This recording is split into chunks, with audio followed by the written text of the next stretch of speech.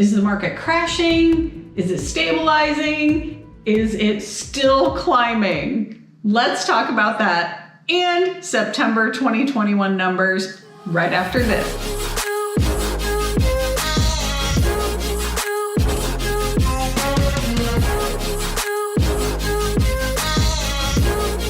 Hi, I'm Rhonda with Comey and Shepherd Realtors here in Cincinnati, and let's dive right into those numbers. Last month, we sold 2,145 units.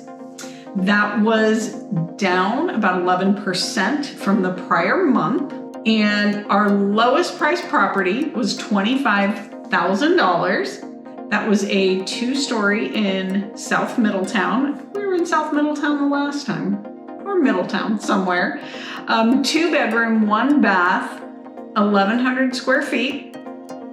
And that was cash. 215 days on the market though. Did take a minute for someone to choose that property.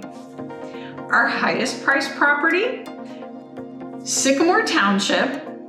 So no earnings tax on that. Indian Hills School District, 5 bedrooms, 6.5 bath. This house was built in 2018, so it was a little bit newer. It had all of the Homerama finishes that we love, like that retractable, back wall that just walks out onto the covered porch with the fireplace and the whole 9 yards. It was beautiful. It had an 875 bottle, a temperature controlled wine cellar. And just all of the finishes were obviously quite beautiful and in that same vein that we see in Homerama. It was on 1.5 acres, and this house was originally listed at 2.6 and ultimately sold for 2.5 in 23 days. Our average sale, it was down 1% to 293,563, and I mean, that's not too bad. Again, I feel like those prices are slowly coming down and possibly in that leveling off period. Currently, we are at 11 days on market, with the median still being 3, which is kind of shocking. We do still have 1,767 units available for sale. Now that's down quite a bit from last month. We had almost 1,900 last month. But there were some things that happened in September. First off, we got a whole new key box system. And so for a lot of agents, that was one kind of big change. And right in the middle of September, we had to all go change out our lock boxes and get these new ones, figure out how to use them, download apps, get signed up, all of that kind of thing. And so I feel like that maybe delayed some things artificially. And then the other part of that is we had been talking for probably 2 months. We knew we were getting a new contract as of October 1st. And we had to be ready to use that new contract October 1st. So there may have been just some things going on in our world where it kind of artificially slowed down a little bit. So I want people to be aware of that, because if it pops back up in October, September was just a fluke. It was a weird month. And I think that from here on out through the rest of the year, things should be normal. But let's talk about that. When we chatted last month, things were starting to slow a little bit. And not sure, we were not seeing as many multiple offers. People were overpricing, seeing lots of price reductions. And we are currently seeing both. If someone overpriced and people went out and saw it, or it wasn't quite ready to see, they're still struggling to sell it. And they're staying on the market a little bit longer. The ones that are ready to go, they're in a hot area, or they just are priced really well.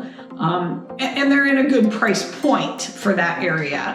I had one yesterday that the agent said, could you please get here today, not tomorrow, because I already have 18 offers. Really? My poor people have been looking almost all year.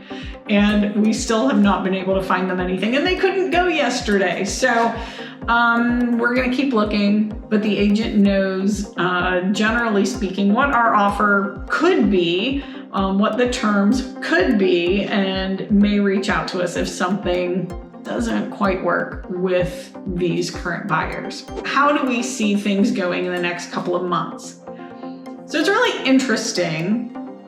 I have actually come across several properties that are either a short sale or they are now lender owned. People did not understand forbearance very well, kind of got themselves in trouble. So those folks, we're starting to see a few of those come on the market. They're typically not in good shape. They're typically under market value for the area, but they're too high for most investors.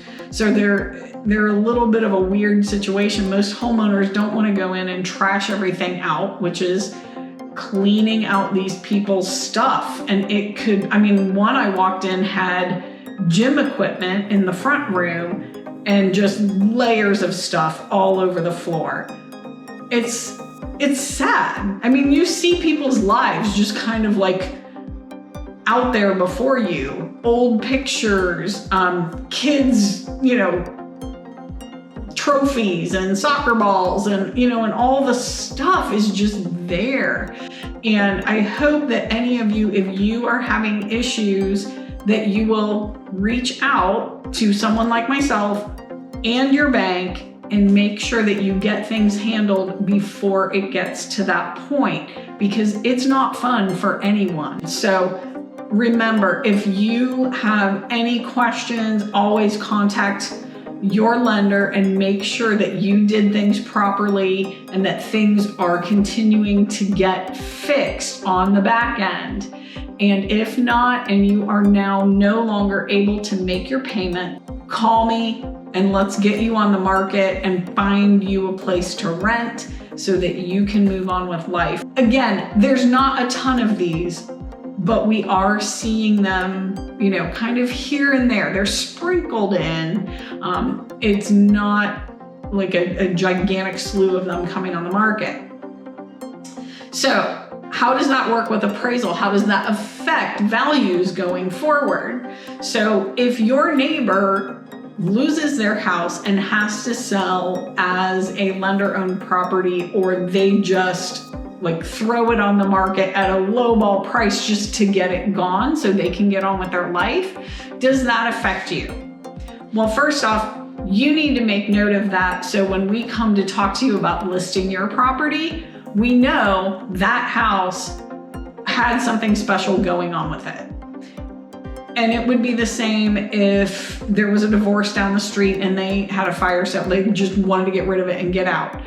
It would be the same if someone else, it was an estate or something like that. Those are special circumstances. It's not the everyday. But if everything on your street or your neighborhood is a lender-owned property, then it will affect your price. And that's what happened in 2008.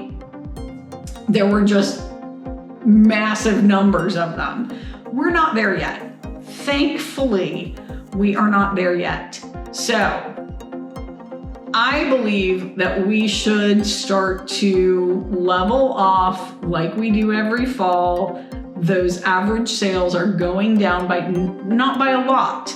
And again, if you overprice your property, you're probably going to end up selling for less than what you would have had you just started low. So keep that in mind too. But all right. Level off is where I'm going. Let's see what happens in October.